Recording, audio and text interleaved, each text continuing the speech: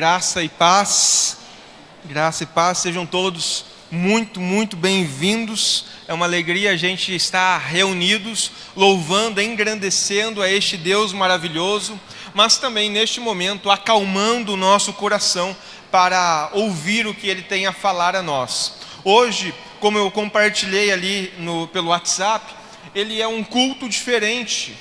Nós não teremos aquela tradicional mensagem bíblica, teologia bíblica, exposição bíblica. Hoje nós compartilharemos um pouco do nosso DNA, um pouco de como que a recomeçar se movimenta no dia a dia. O que acontece na igreja, por que a gente faz muitas atividades e por que tantas outras a gente acaba não fazendo. Por que eu digo isso?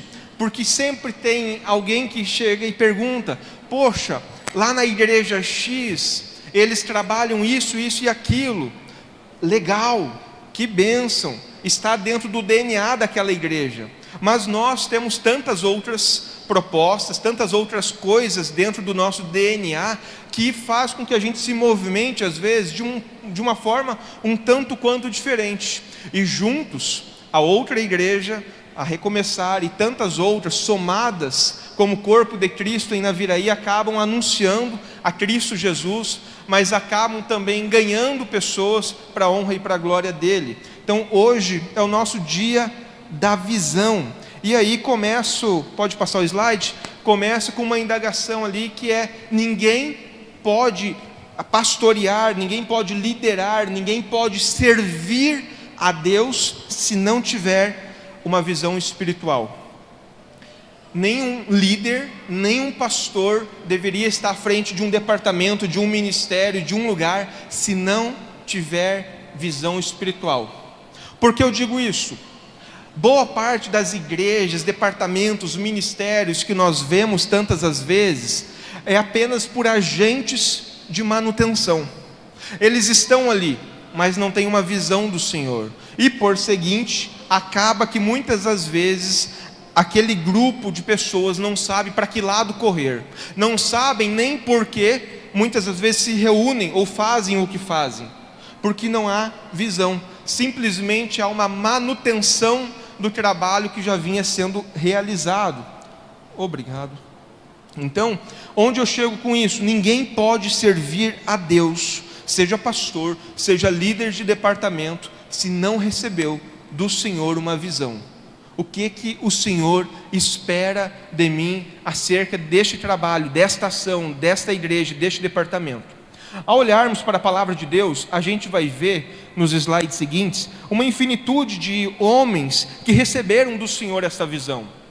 Abraão, no próximo slide, em Atos capítulo 7, versículo 2 e 3, vai dizer ali que tudo começou quando Deus glorioso apareceu a Abraão, quando ele ainda estava na Mesopotâmia. Ele disse: saia da tua terra e do meio dos seus parentes e vá para a terra que eu lhe mostrarei. E assim aconteceu com outros homens de Deus, outros valentes, com Moisés. No slide seguinte, a gente vê lá no Êxodo, capítulo 3, de 1 a 10, a história da sarça ardente. Deus se comunica, Deus fala, Deus ele interage com Moisés. Nada não foi diferente também com Jacó. Gênesis 32, 30 vai lá dizer: vi Deus face a face, e assim ele determinou que aquele lugar fosse chamado de Peniel. Paulo, mais adiante, teve uma visão do senhorio de Jesus, e lá em Atos 26, 19, ele diz: não fui desobediente à visão celestial. Isso me chama muita atenção. Todos esses homens foram valentes na mão do Senhor. Todos esses homens, eles causaram a diferença na sua geração. Mas todos esses homens tinham uma coisa em particular em comum: eles receberam do Senhor algo. Eles receberam do Senhor uma visão. O Senhor disse a eles o que esperava deles, como eles deveriam fazer, e por aí vai. Provérbios 29, versículo seguinte ali, 29, 18, vai dizer: sem visão, sem profecia, o povo perece.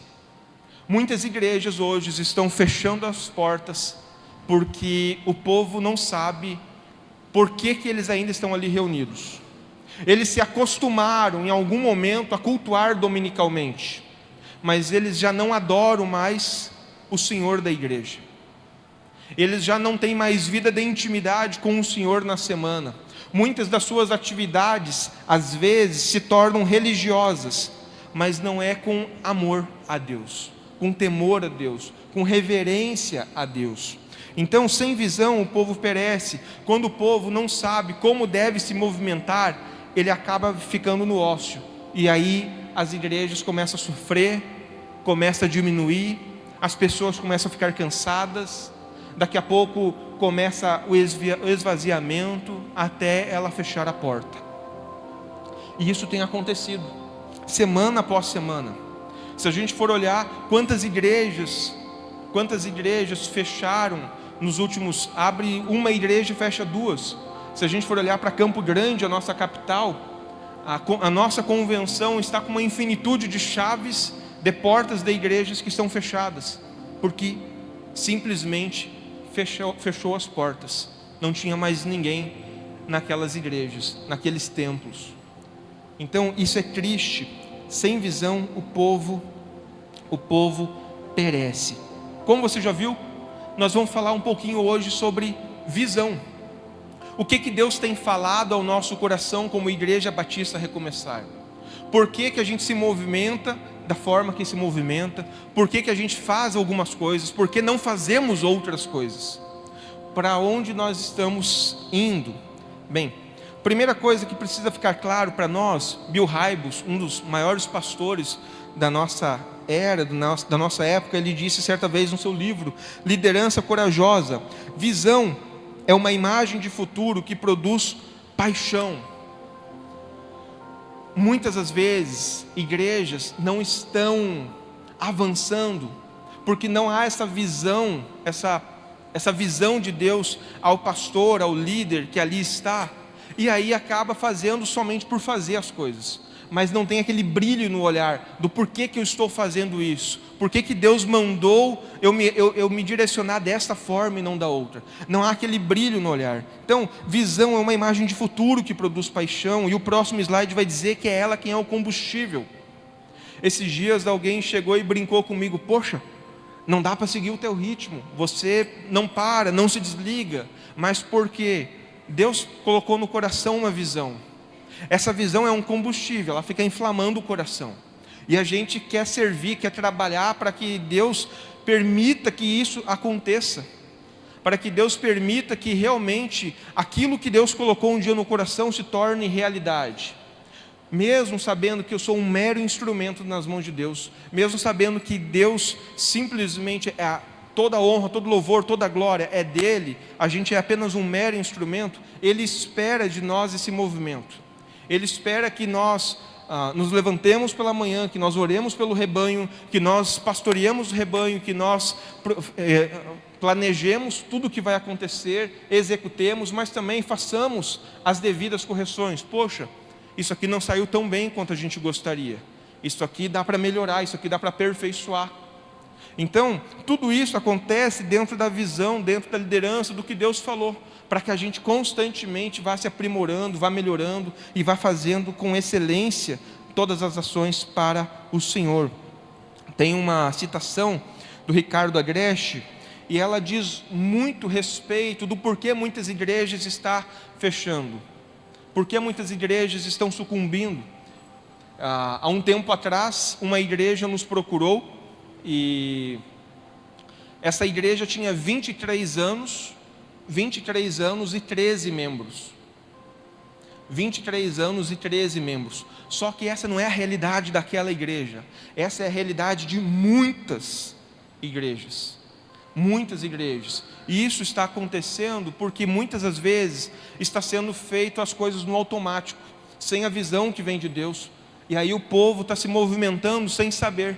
É mais ou menos como vamos pegar assim, quem aqui tem filho e sabe que vai jogar futebol, é mais ou menos como colocar todas as crianças na quadra e dizer: olha, fazem gol, mas não tem estratégia de quem é goleiro, quem é defesa, quem é ataque, não tem estratégia.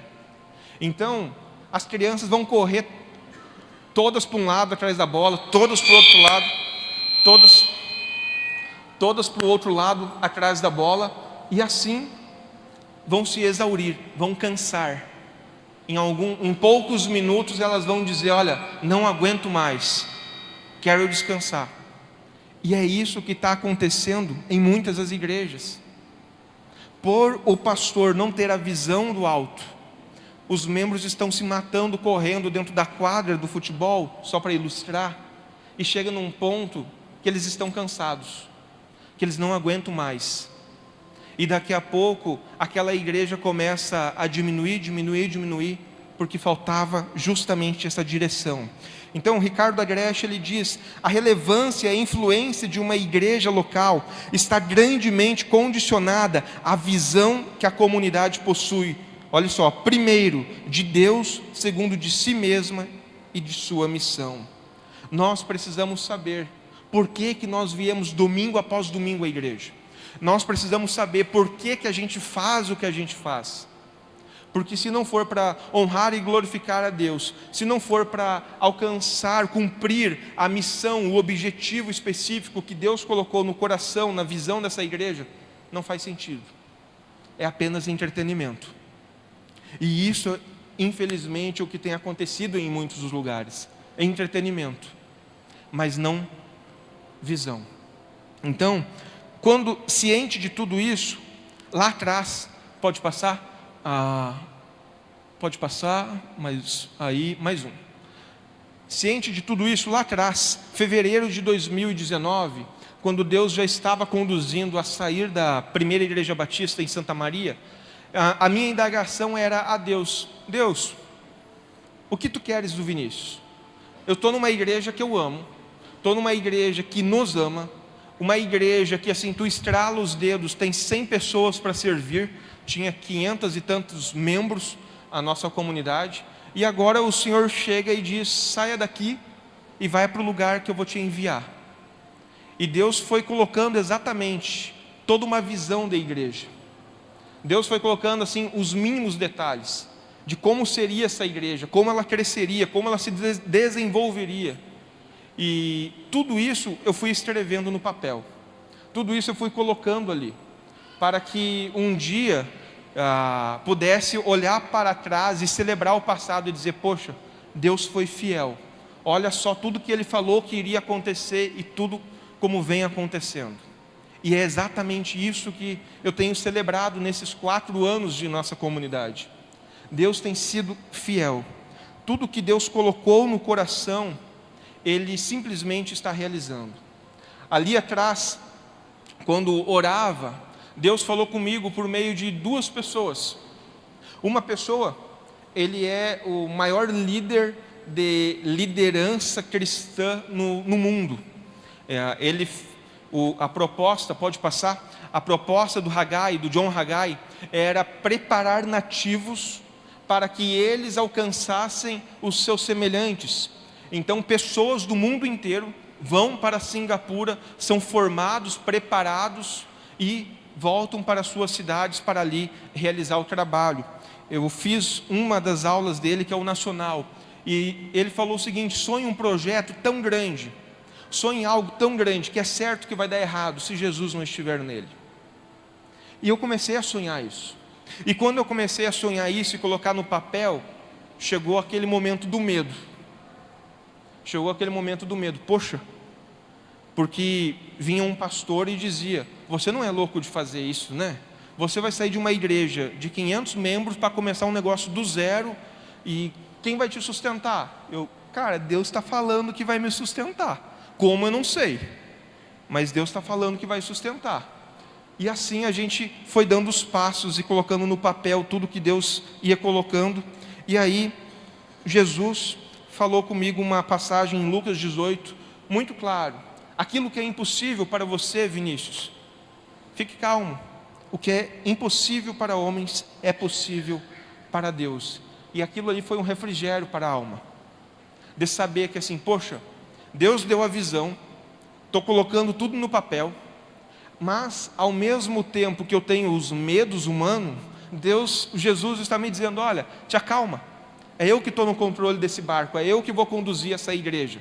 Você vai ser só um instrumento, você vai ser só um instrumento, mas quem vai conduzir sou eu. E aquilo me trouxe uma paz tão grande, de chegar para a diretoria da primeira igreja batista em Santa Maria e dizer: olha gente, Deus falou, está confirmado e estou indo embora para tal lugar. Começar a plantação do zero. No dia da assembleia de desligamento, eles perguntaram: você tem certeza? É isso mesmo? Gente, tenho convicção.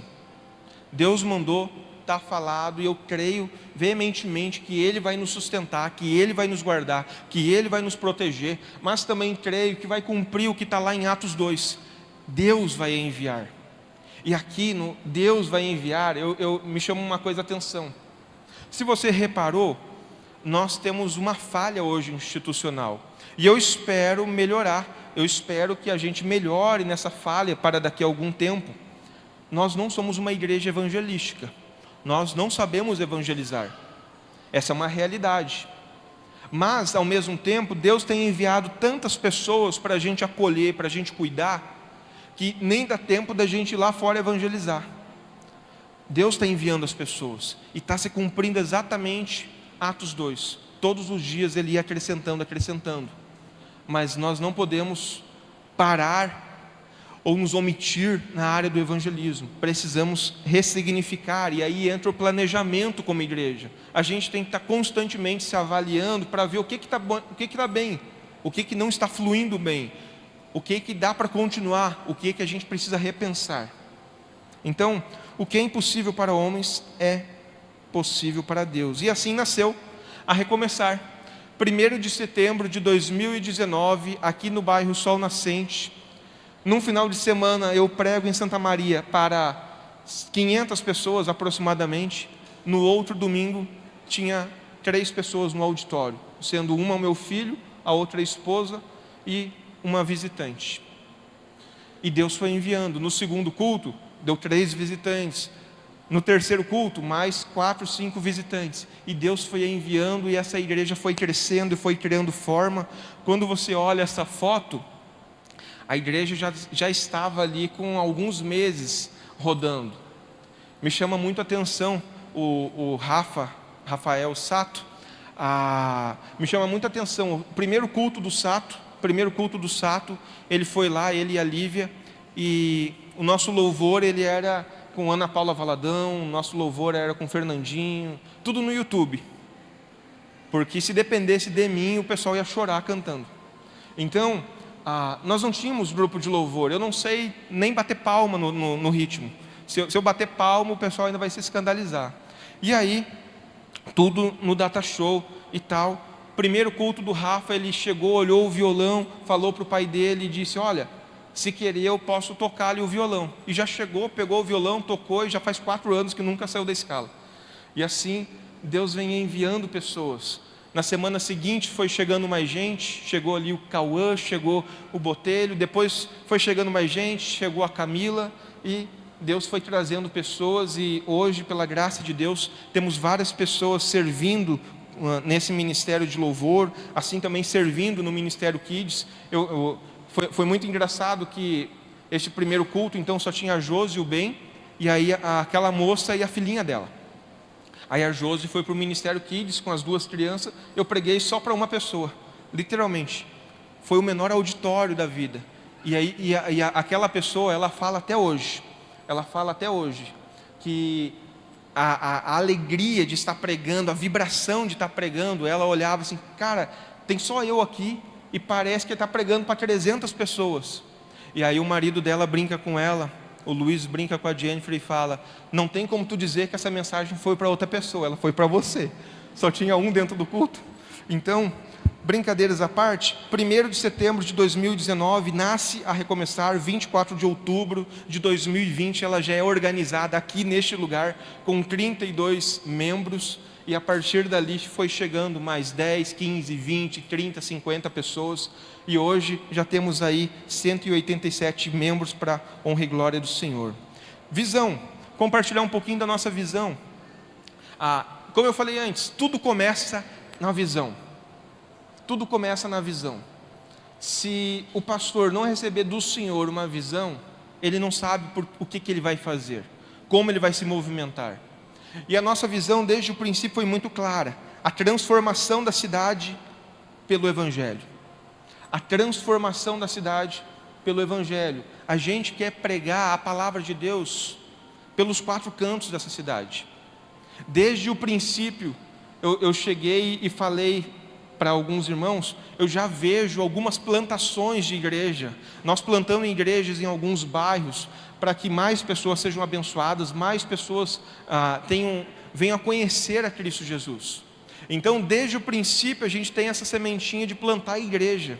Por 2 as vezes já bateu na trave, mas breve, se o Senhor permitir, a gente vai estar plantando mais uma igreja. Então, nessas 2 as vezes que bateu na trave, tudo aquilo que estava dentro do nosso controle, a gente se posicionou a favor, mas Deus fechou as portas. Não é o tempo, vamos aguardar, vamos esperar mais um tempo. Quando Deus nos mostrar, a gente vai. Então, em algum momento, isso vai acontecer, porque nós não temos ônibus na cidade. Nem todas as pessoas têm condução, um veículo, uma bicicleta, uma moto, e muitas das pessoas às vezes moram longe. Então, precisa de mais igrejas próximas às suas casas, para que possam cultuar e ali adorar, render culto, honra e glória a Deus. Então, a transformação da cidade pelo Evangelho. E aí, certa vez eu preguei sobre isso em restauração, que fala exatamente, próximo slide, entendemos que através de Cristo é possível um recomeço no mundo manchado pelo pecado. É possível um recomeço num mundo manchado pela religiosidade. Pessoas que estão entrando pela porta estão feridas. Feridas muitas das vezes pelo pai, pela mãe, pelo avô, pela avó, pelo tio, pelo vizinho. Feridas por pastores, por igrejas. Pessoas que estão sofrendo, padecendo, simplesmente por causa de uma religiosidade morta, feridas nos relacionamentos e por aí vai. Pecados não confessados estão sofrendo, e elas precisam encontrar um lugar seguro, onde elas possam ser tratadas e curadas. E aí vem a nossa missão, e a nossa missão ela vai ao encontro disso, levar as pessoas a um relacionamento crescente com Jesus. Em outras palavras, nós não esperamos que a forma como você entrou por essa porta seja a mesma pela qual você saia. A cada domingo você tem que se encher mais do Senhor. A cada pequeno grupo você tem que se encher mais do Senhor. A cada estudo bíblico você tem que se encher mais do Senhor. A nossa expectativa é que você possa um dia olhar para trás e ver: poxa, eu cheguei nesse estágio, e olha só como eu estou bem hoje. Olha só como eu aprendi Bíblia, olha só como eu aprendi a conhecer melhor a Deus, olha só como eu consegui tratar alguns traumas. Este é o nosso objetivo, essa é a nossa missão, levar pessoas a um relacionamento crescente com Jesus. Todos os dias, se aprimorar nesse relacionamento, em intimidade, em comunhão, em leitura da palavra, em vida de devoção, em oração e tudo mais.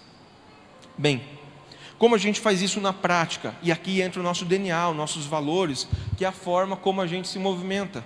Nos valores você vai ver que tem ali o primeiro, que é uma igreja acolhedora. Vamos juntos? Uma igreja acolhedora. Você já viu hoje um ministério de acolhimento aqui à frente. E a nossa expectativa é que realmente você se sinta amado quando entra pela porta. Uma igreja bíblica, uma igreja onde a palavra de Deus é pregada com seriedade, uma igreja contemporânea, que é uma igreja conectada com o nosso tempo, mas também uma igreja que foca na restauração, no cuidado de vidas, uma igreja que também valoriza as novas gerações. Às vezes, igrejas matam praticamente as novas gerações, ou matam esse cuidado da alma. É tudo espiritual, mas não, às vezes pode ser emocional, e se a pessoa não for tratada emocionalmente, ela não vai melhorar. Ela não vai melhorar. Então, a gente precisa olhar uma igreja acolhedora, bíblica, contemporânea, uma igreja que foca na restauração, mas também uma igreja que investe em novas gerações. Bem, como que a gente faz isso? Como que a gente se posiciona dessa forma? O próximo slide vai mostrar. Na parte de acolhedora, de acolhimento, a gente tem o Ministério da Integração. Cada pessoa que entra todos os domingos é recebido com um sorriso. Cada pessoa que entra, ela tem a oportunidade ali de poder parar ali nos visitantes, dar o seu contato para que a gente possa entrar em contato, fazer uma ligação. A gente quer estar próximo. A gente quer estar próximo. E neste próximo você vê ali atendimento pastoral. Às vezes o pessoal liga: pastor, tu está na igreja? Gente, eu tenho uma reclamação para fazer essa reclamação para a diretoria. Vocês têm que construir um quarto pastoral ali atrás, porque a gente não vai para casa, a gente está sempre aqui. Então, todos os dias tem atendimento, todos os dias tem gente vindo, chegando, querendo conversar. Então, precisamos estar à disposição das pessoas para, atendê-las pastoralmente, ajudá-las espiritualmente, mas também, 2, fazer visitas. Hoje, eu vou dizer assim, a gente sempre se posiciona favorável à visita. Nem todo mundo quer receber, e é direito da pessoa. Nem todo mundo quer, pastor, vamos, quem sabe daqui a algum tempo, tudo certo. Mas aqueles que se posicionam, pastor, tem como fazer uma visita? Tem sim. A gente está sempre se posicionando assim. Então é uma igreja acolhedora que está próximo. E nessa aproximação a gente tem ali os pequenos grupos também, que é onde a igreja se movimenta, a relacionamentos, a amizade e tudo mais. Então isso precisa ficar claro. Eu sempre defendi essa tese, que é o seguinte: esses tempos alguém chegou para mim e falou o seguinte: poxa, vocês têm bastante pastor aí na igreja, por que tudo isso? E eu falei: gente, se com todos a gente já não consegue visitar e atender todo mundo, imagina se tivesse só eu já estava em burnout e desgastado. Então, amanhã ou depois, pela graça de Deus, quem sabe vai ter mais 1, 2, 3, 5 pastores para a honra e glória de Deus. Mas para que essa virtude, essa característica, esse valor nunca se perca, estar acessível às pessoas. Então, uma pessoa que entrou pela porta no domingo, querer conversar com o pastor na segunda, na terça, saber que o pastor estará à disposição, e não ele ser um ser que você só encontra ele dominicalmente, quando ele cai de paraquedas no púlpito para pregar. Então, essa é uma das características da nossa comunidade. Próximo slide vai dizer que pessoas precisam de Deus, mas pessoas precisam também do quê? Pessoas. Nós precisamos estar aqui com um objetivo: adorar o Criador, adorar o nosso Senhor. Em igreja, em comunidade, adorar ao Senhor. Mas também, nós precisamos uns dos outros. Nós precisamos. Se a gente for olhar a quantidade de mandamentos mútuos que existe na palavra de Deus, é absurdo. Tem mais de 40, tipo, um falando para o outro sobre como se posicionar ou o que não fazer. Então, nós precisamos uns dos outros. Segunda característica, segundo valor dessa igreja, é que ela é bíblica.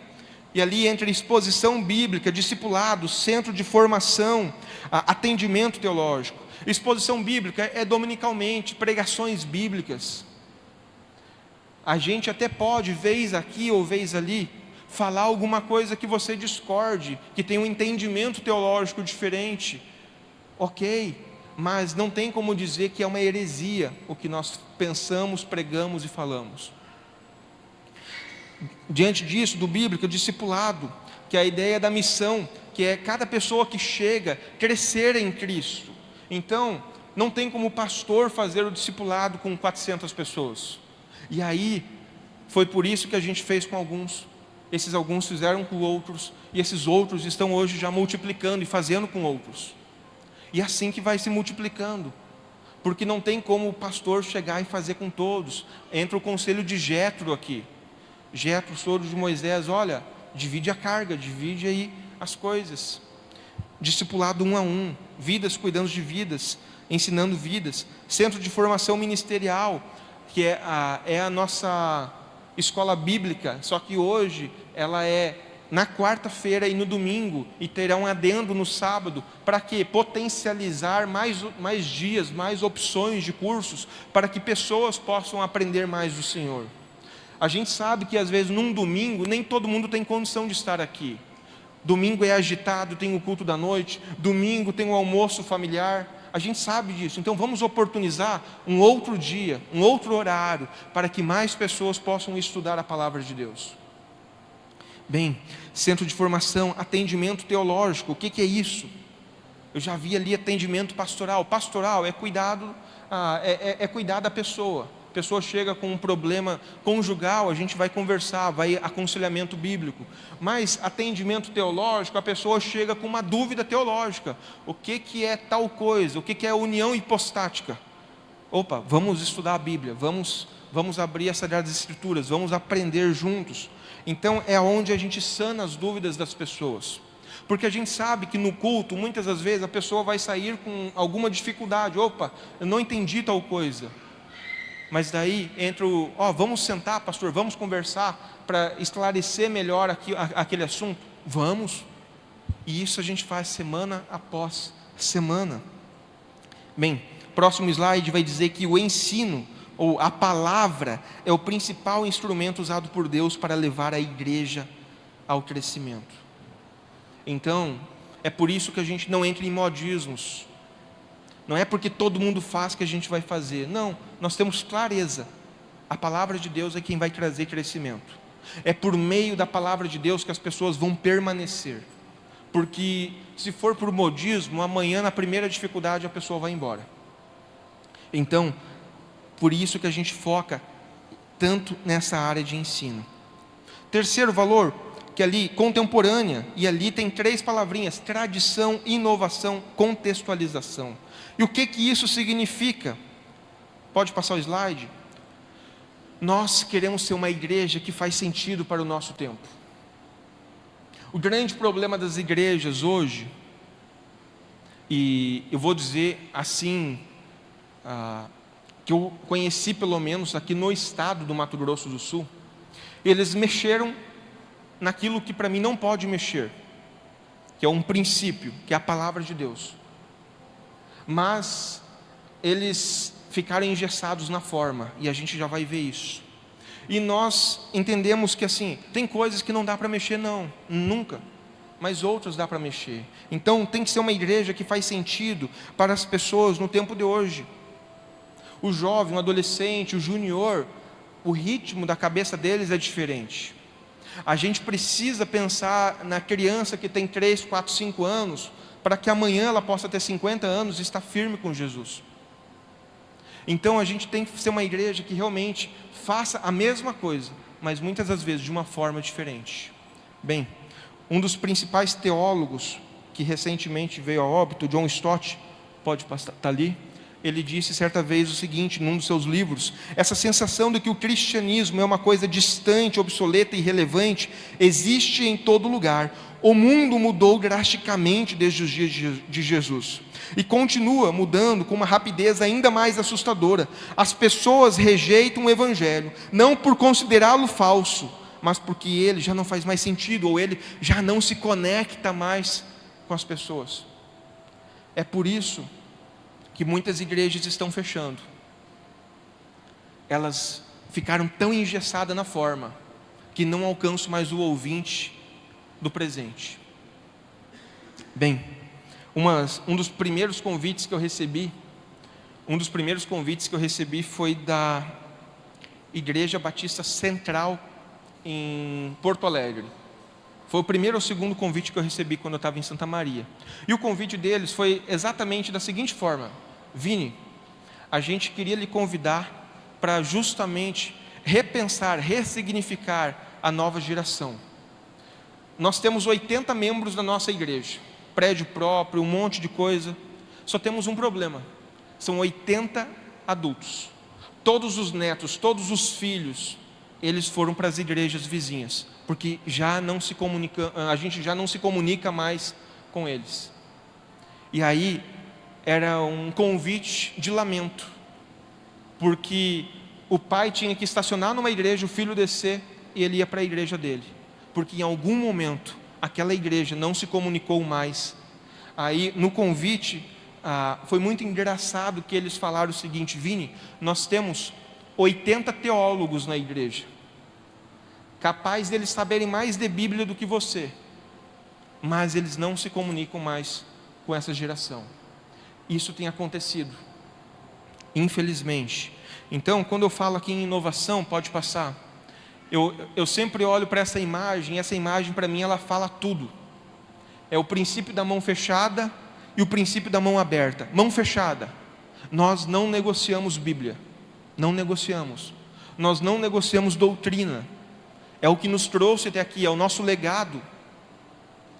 A gente não negocia isso.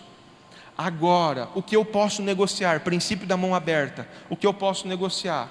É a formatação de como as coisas acontecem. Então vamos pegar assim um exemplo.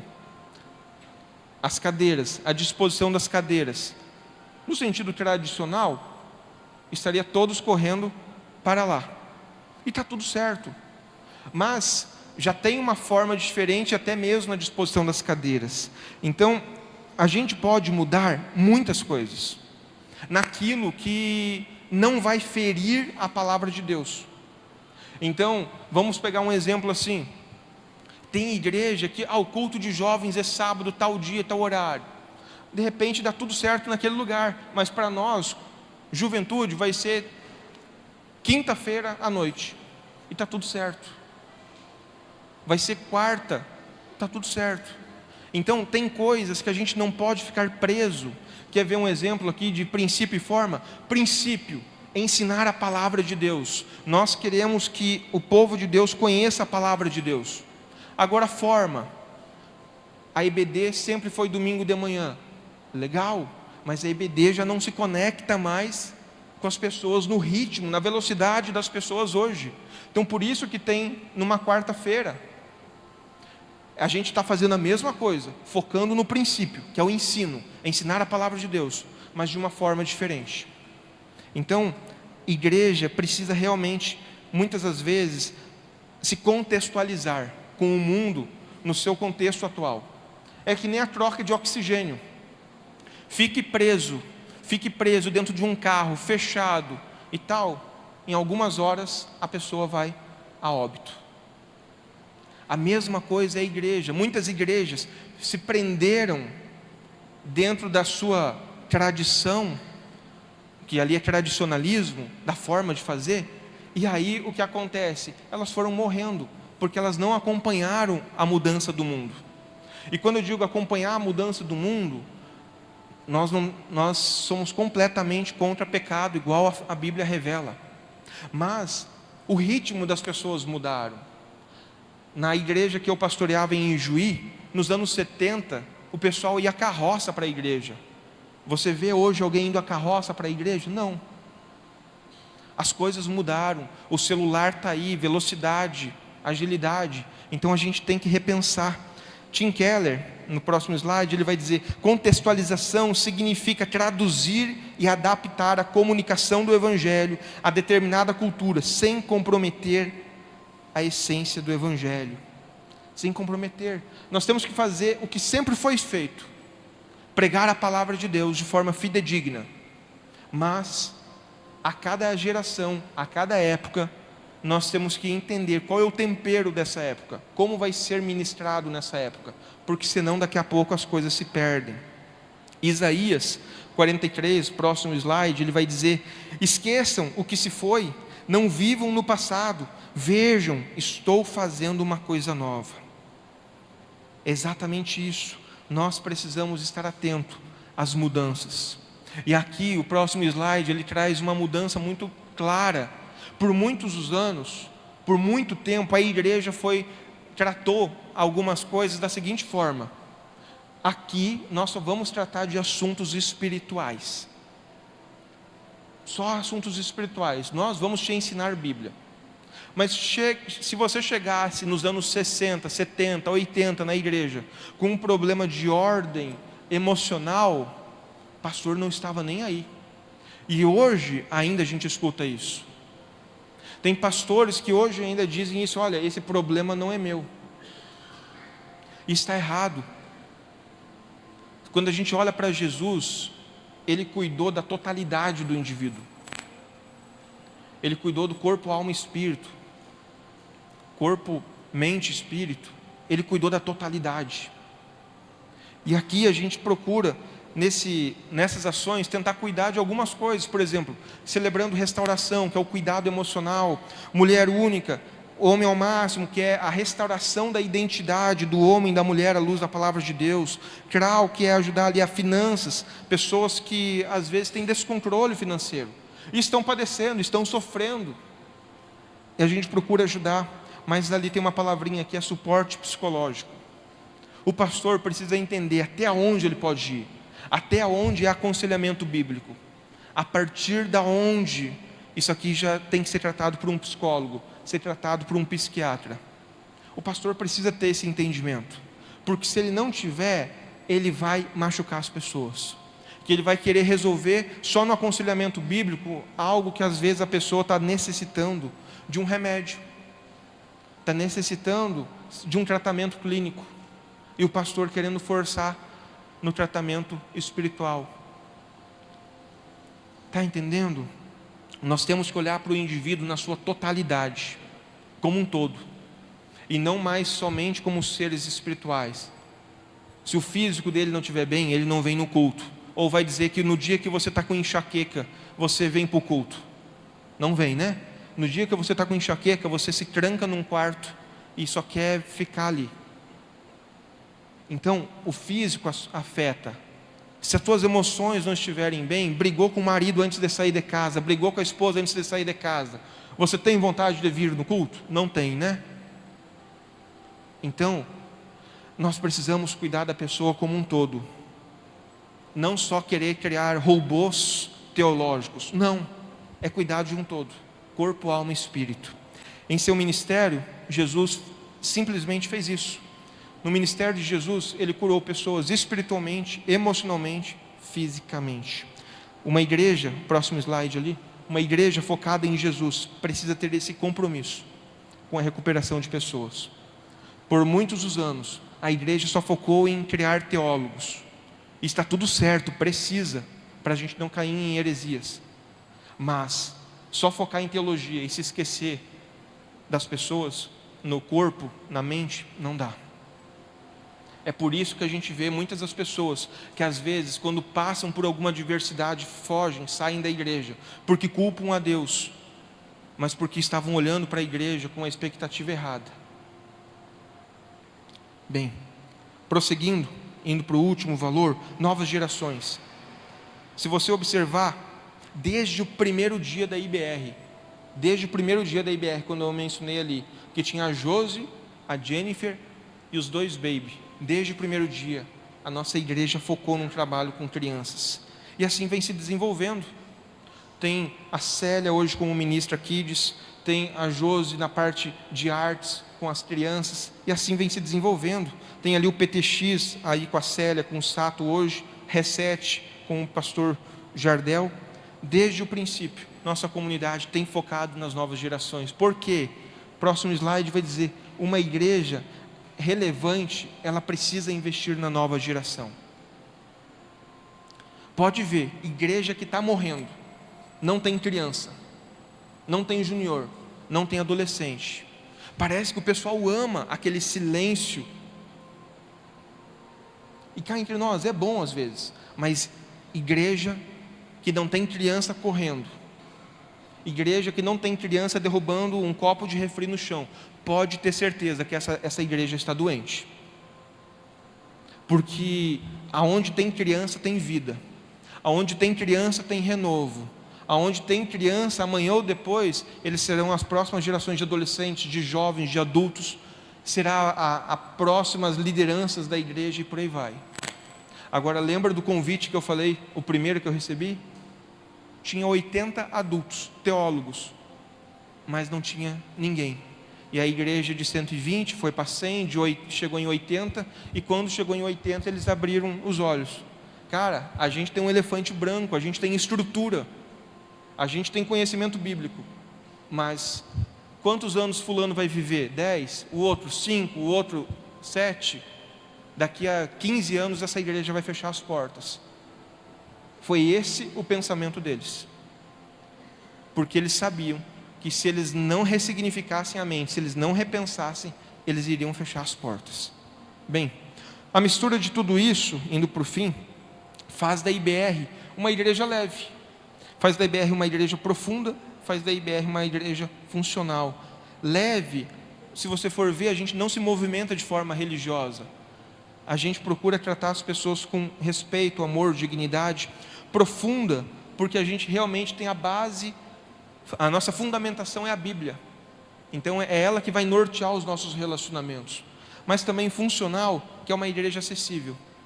Pastores, líderes são acessíveis. Quem já me mandou mensagem 3 da manhã sabe que se eu acordar às 4 para ir no banheiro, eu respondo. Então é uma característica minha. O Jardel tem essa característica, pastor Luiz, Jairo, Wanderson, cai um WhatsApp ali, opa, quem é? O que está precisando? Como eu posso ajudar? É uma igreja que realmente funciona, não é pastores inalcançáveis, seres angelicais que você só vai ver num domingo. Bem, passando para o próximo slide, eu tive sempre clareza de uma coisa: ninguém faz nada grande sozinho, ninguém. Se hoje a igreja cresceu, é porque nós tivemos pessoas desde o início, desde a plantação da igreja, arremangando as mangas e trabalhando arduamente.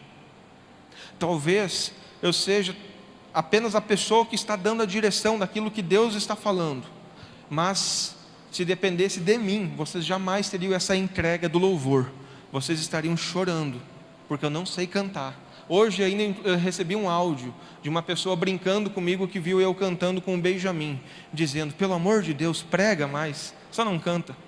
Está entendendo? Ninguém faz nada grande sozinho. Se a igreja foi crescendo, é porque as pessoas foram chegando e os seus dons foram sendo colocados nos lugares certos.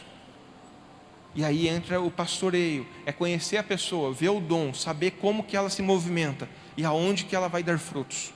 É a parte do técnico no futebol. Opa, você não dá bom nessa função.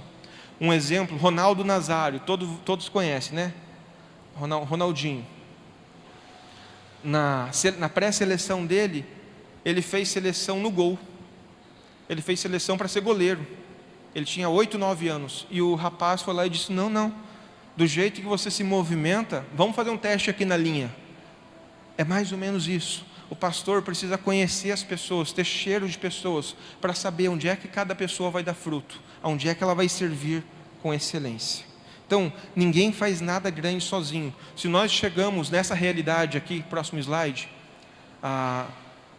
2023, em 2023 a gente teve uma média de 210 pessoas por domingo. Tivemos uma média de 40 crianças nas salinhas aos fundos, 27 batismos, chegamos a 187 membros, média de 35 na escola bíblica e 90 a 100 no PGM.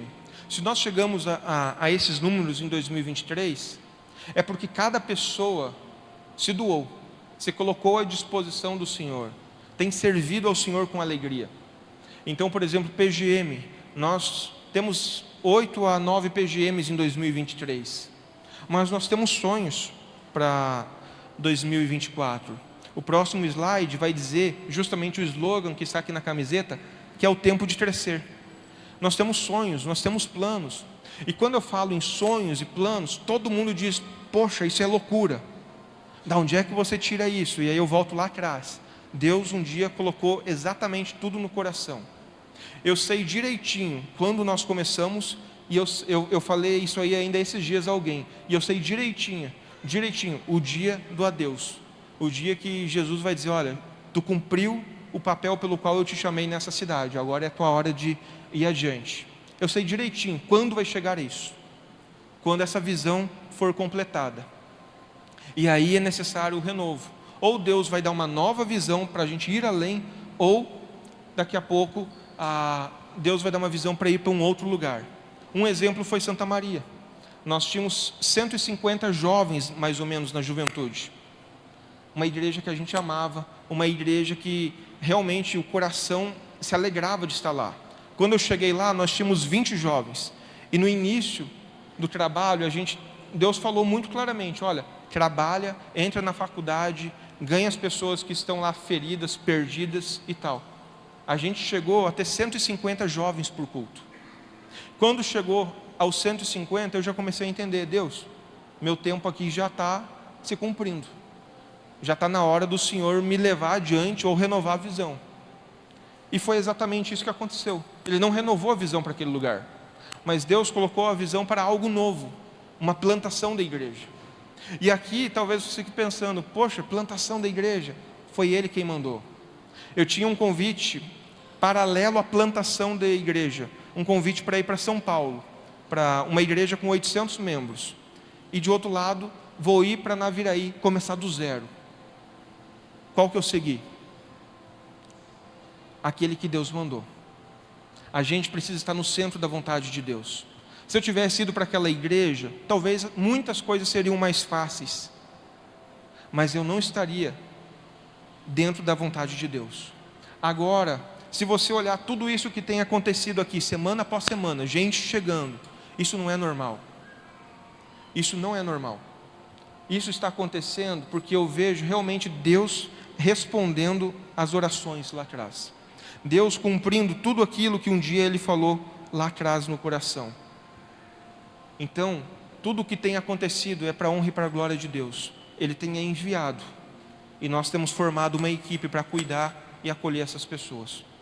Próximo slide, esse slide aí vai dizer, esse é o nosso anseio para 2024. Quando eu entreguei em 2019,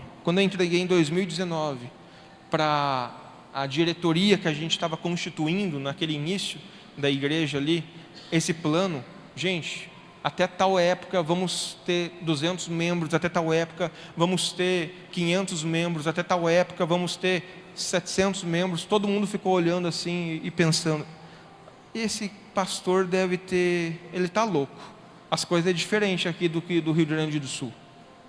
Eu acho que o pessoal pensou isso. O Sato, eu tenho certeza que pensou isso. E que eu falava, no planejamento estava lá: daqui a um ano nós vamos sair desse prédio de 100 metros e vamos para um prédio maior. Em 5 anos da igreja, nós vamos sair de um prédio que nós estamos, que é esse, e vamos tentar ir para um lugar maior. E aí, Deus está movimentando tudo. Quem sabe amanhã ou depois a gente vai ser abençoado com um terreno.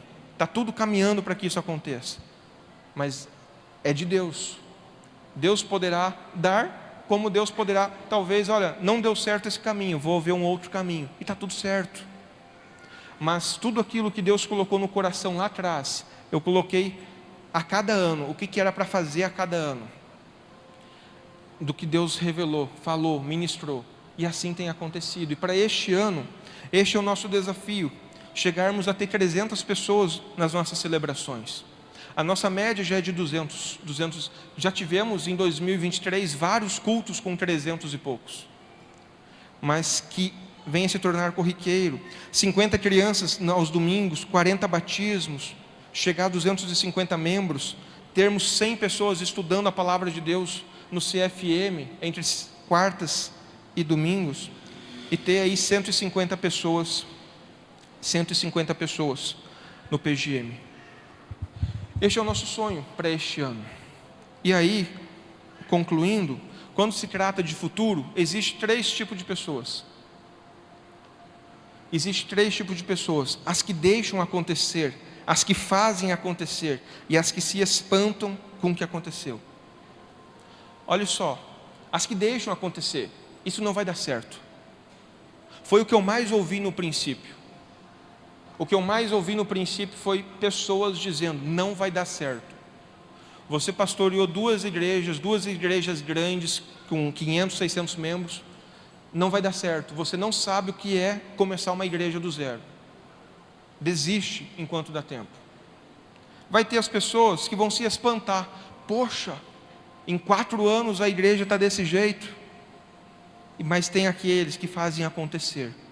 Como eu falei antes, ninguém faz nada grande sozinho. Tem aqueles que arremangam as mangas. Tem aqueles que estão nas casas discipulando, que estão visitando nos hospitais, que estão orando com as pessoas nas empresas. Então não é mais o Vini fazendo as coisas, é o povo de Deus se movimentando. Então tem aqueles que fazem acontecer. E aqui, concluindo, enquanto o grupo vai chegando, eu deixo para você refletir. Qual será o seu lugar nessa história? Qual será o seu lugar nessa história? Você vai ser aquela pessoa que um dia vai entrar pela porta e vai dizer: poxa, é sério que já tem 400 pessoas? É sério que no batismo deu 30 pessoas? Ou você vai ser aquela pessoa que vai chegar e dizer: cara, tá vendo aquela pessoa lá no batismo? Fui eu que ganhei para Jesus. E sabe o que é mais incrível?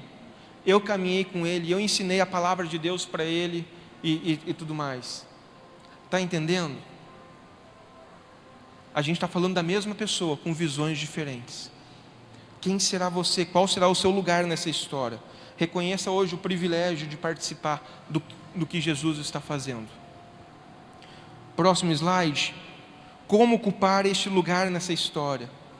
Não seja um espectador. Não seja um espectador. Podem vindo. Não seja um espectador.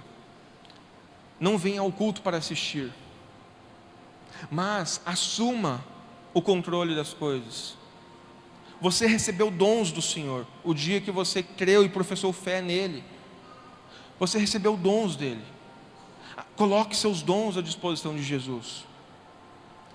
Simplesmente se engaje. Esses dias eu fui num aniversário do Augusto e eu cheguei lá queimado, torrado, porque eu fiquei 6 horas cortando grama aqui com o Jonas.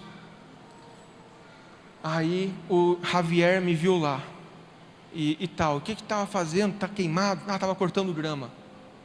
E o Javier na hora já se colocou à disposição. Cara, deixa comigo, só me liga. Toda semana eu estou ligando para ele. Ligo para a irmã Eleni e peço veneno para passar ali para matar as pragas que cria. Ligo para o Javier, passa agora a roçadeira. E assim o povo de Deus vai se movimentando. Se engaje, seja um ator, realmente um discípulo engajado na obra de Deus. Não seja então um consumidor, mas seja um contribuinte generoso, contribuinte com seus dons, mas também contribuinte financeiro. Às vezes você olha assim: poxa, deve estar sobrando dinheiro lá na igreja. Quem está mais perto sabe que às vezes eu só chego assim: gente, ora, porque assim os planos são muitos e os recursos são poucos. Se você for ali atrás agora nas salinhas Kids e ver 40 crianças naquelas 2 salas, você vai ver que elas não estão bem acolhidas ali. Aquele lugar não é bom para elas. Só que a gente quer ter mais crianças. A gente não quer 40 ser o nosso limitador. A gente quer ter 50, 60, 70 crianças. Agora imagina 70 crianças ali. Se falar para elas dançar a musiquinha que vai para a esquerda, vai para a direita, só vai ter um lugar, só pular para cima. Porque para o lado elas não vão. Então, para que a gente daqui a pouco possa acolher melhor as crianças, receber melhor elas, a gente vai ter que improvisar alguma coisa ali. Só que essa improvisação tem custo. Então, invista financeiramente, oferte, doe material, doe recursos, compartilhe para que a gente possa atender melhor as pessoas. Seja generoso. Eu fico olhando assim a irmã Solange, semana após semana ela faz ali os salgados, para que de alguma forma o lucro daqueles salgados possa reverter, para que a gente possa às vezes comprar um produto de limpeza, às vezes pagar alguma despesa da semana. Ela está usando o dom dela, que é fazer salgados, para abençoar a igreja. De repente você tem dons e talentos, então sirva ao Senhor com alegria.